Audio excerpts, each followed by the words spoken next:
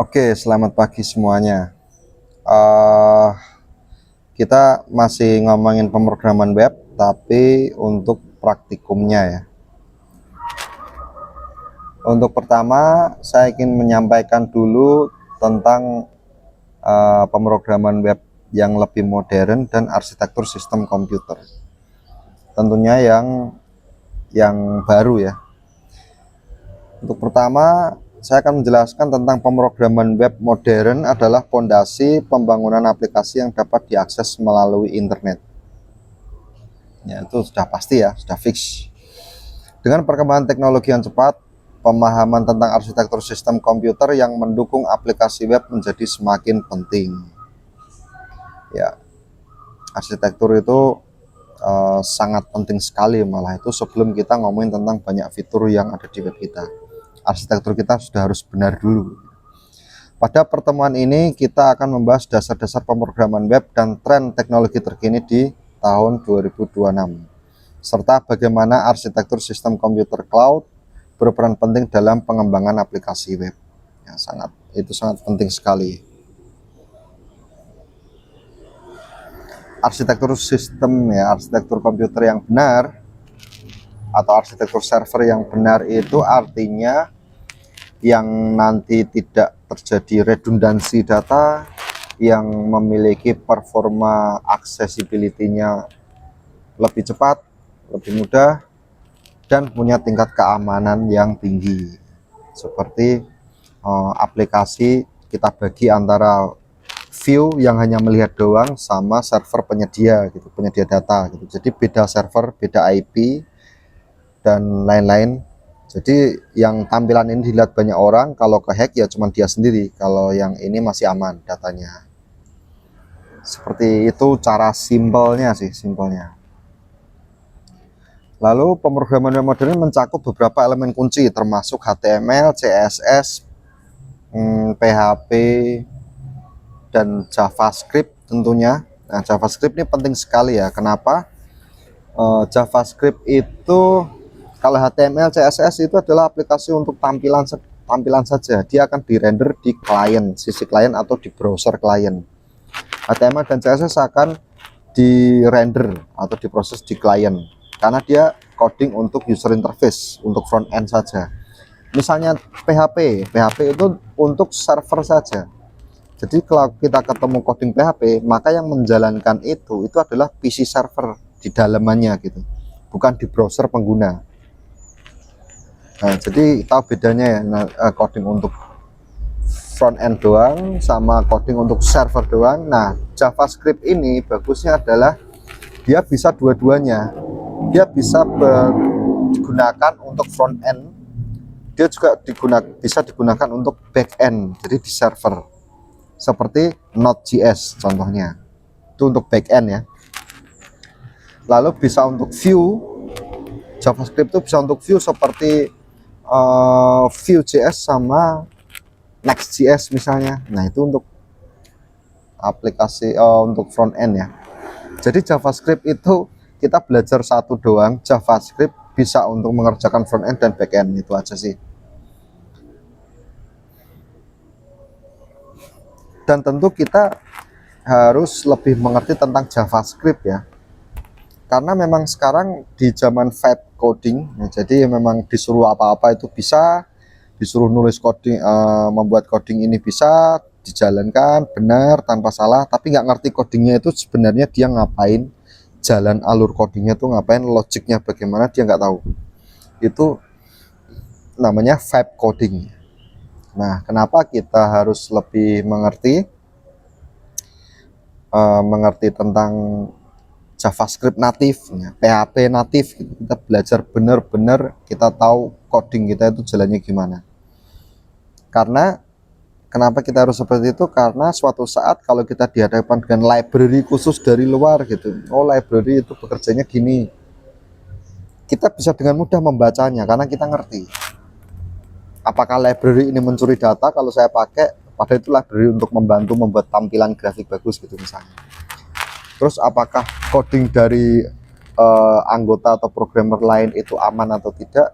Tentu kita harus punya modal mengerti benar-benar setiap sintak coding JavaScript-nya atau PHP-nya. Jadi kita tidak mudah untuk ditipu. Itulah gunanya untuk belajar bahasa pemrograman. Di backend ada juga Python ya, Python tentunya.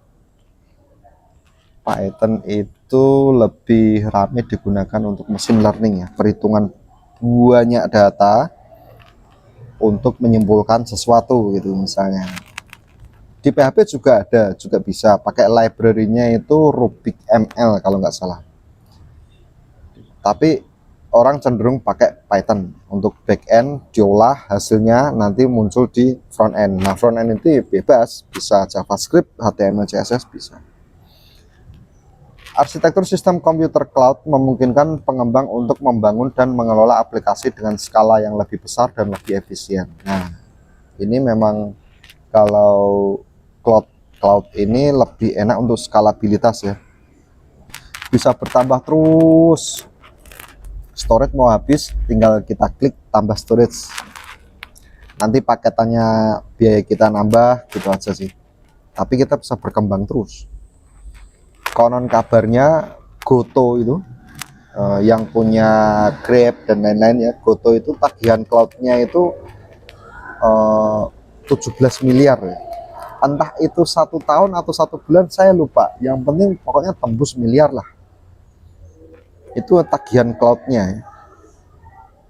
Jadi memang wajar kalau Grab itu agak menarik biaya sedikit ya dari harga makanan dan harga ongkos driver misalnya, karena tagihannya sangat besar karena dia menggunakan cloud ya, tidak menggunakan dedicated server sendiri.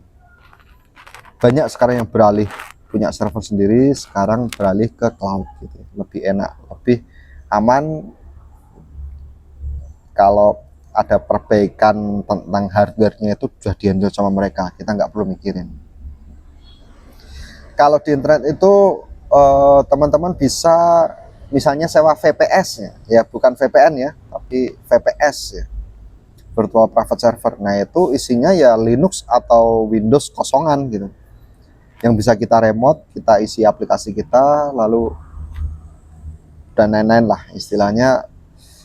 VPS itu yang itu sudah bisa disebut cloud kalau kita mengembangkan melalui itu. Mungkin kita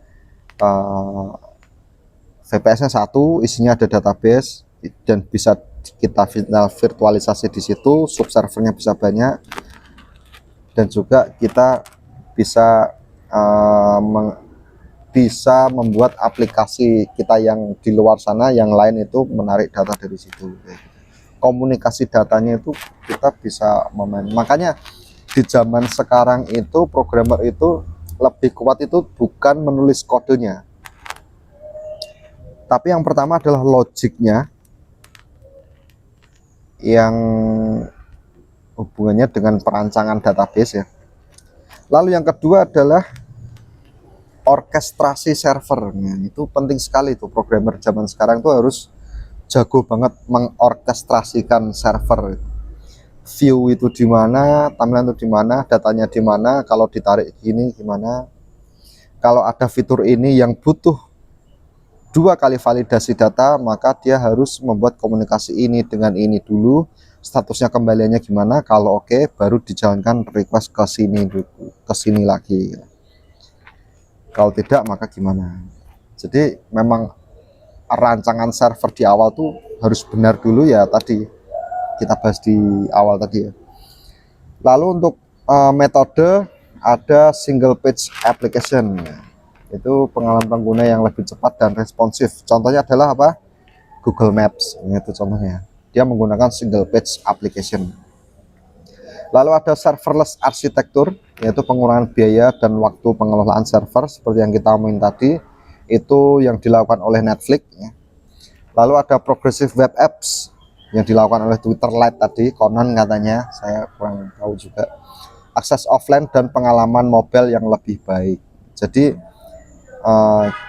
kita bisa membuat game sederhana yang tidak perlu internet, yang dia berjalannya offline, kita bisa menggunakan apapun ya, seperti Flash yang dari Unity atau mana, kita bungkus di HTML5, CSS dan lain-lain, pokoknya web gitu ya, Logic kita bisa bikin game di situ, dan juga bisa dimainkan secara offline di aplikasi. Apalagi kalau akun kita bisa mendeploy di Play Store gitu ya. Nah, kita akan teman-teman akan tertarik banget untuk memasang aplikasi di sana. Kalau tidak salah sekarang masih tetap bayar, dan seleksi code-nya itu ketat sekali zaman sekarang. Kalau sama dengan aplikasi lain pasti ditolak. Jadi logic dan arsitektur code-nya itu harus unik, baru diterima bisa di Play Store. Oke, metode yang lain lagi ada microservice ya. Microservice itu adalah pemeliharaan dan pengembangan yang lebih mudah dan terpisah, yaitu yang pakai seperti Goto tadi ya, itu, dan Shopee tentu itu microservice tuh. Kalau enggak kayaknya hampir enggak mungkin, pasti microservice begini. Microservice itu artinya apa? Contohnya kita buka Shopee pertama kali, search ya, muncul di handphone mungkin atau di web, sama aja kita buka pertama kali. Di situ ada jasa pembayaran, kategori, terusnya bayar PDAM, bayar listrik, bayar internet, bayar apa, tagihan bla bla sana sini, ada chat ya, terus ada juga keranjang. Nah, masing-masing itu masing-masing server itu. Jadi tahu chat kita itu belum dibaca ada 5 gitu misalnya, itu menarik server yang bagian notifikasi chat. Jadi memang servernya pasti banyak sekali, VM-nya pasti banyak tuh, Shopee itu, kontainernya pasti banyak. Jadi memang satu halaman itu ketika dibuka dia merequest tuh banyak server, bukan satu aplikasi break di satu tempat gitu, enggak.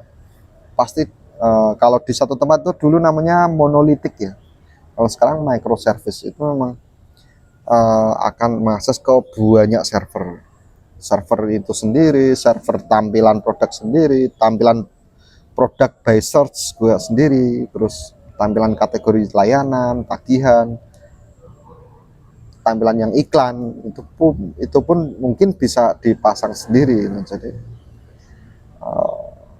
Jadi kalau kita bayangin servernya Shopee itu mungkin ada yang pernah bilang itu core-nya itu ratusan, prosesornya, servernya itu pasti ya mungkin tembus ratusan atau ribuan mungkin untuk server atau CT-nya, kontainernya atau containeringnya ya, dan dockernya mungkin. Lalu implementasinya contohnya adalah perusahaan Google, Meta, dan Netflix telah menerapkan berbagai konsep pemrograman web dan arsitektur cloud untuk mengatasi tantangan besar. Sebagai contoh, Netflix menggunakan serverless arsitektur untuk mengelola beban kerja yang tinggi ya, untuk mengurangi downtime dan memanfaatkan AWS Lambda ya, Amazon Web Service ya. Mereka dapat melakukan deployment aplikasi dengan cepat tanpa harus mengelola server secara langsung. Selain itu, Google menggunakan Progressive Web Apps untuk meningkatkan pengalaman pengguna di perangkat mobile, memungkinkan pengguna untuk mengakses aplikasi tanpa koneksi internet.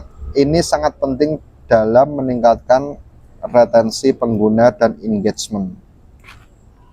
Oke. Nah, jadi seperti tadi, kalau Netflix itu tentu bebannya berat ya. Jangan sampai dia hanya, misalnya dia dibikin monolitik ya, satu server, satu aplikasi, satu database, satu directory file di situ.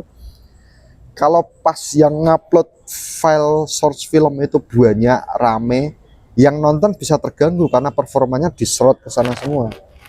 Tapi kalau kita berbeda server menggunakan microservice, maka itu akan aman. Kalau yang ngupload itu rame, sibuk, ya servernya dia sendiri. Server yang untuk menangani orang nonton itu nggak akan terpengaruh. Jadi kalau kita virtualisasi gitu ya, kita bisa menambahkan satu subserver atau bisa dibilang kontainer ya. Kita menambahkan satu kontainer atau satu CT gitu ya. Itu nanti kita pasti mengeset itu core-nya berapa untuk satu CT itu, RAM-nya berapa, storage-nya berapa. Nanti kita buat CT yang kedua, core-nya berapa, RAM-nya berapa, storage-nya berapa. Jadi kita set. Jadi masing-masing akan terisolasi ya. masing-masing server, masing-masing fitur akan terisolasi terkait performa dan ya aksesibilitas datanya. Nggak mungkin bisa loncat gitu, memang kita tampilkan di pengguna tuh di server ini, jadi nggak mungkin loncat ke server yang lain. Ya mungkin itu dulu, kita lanjut lagi besok.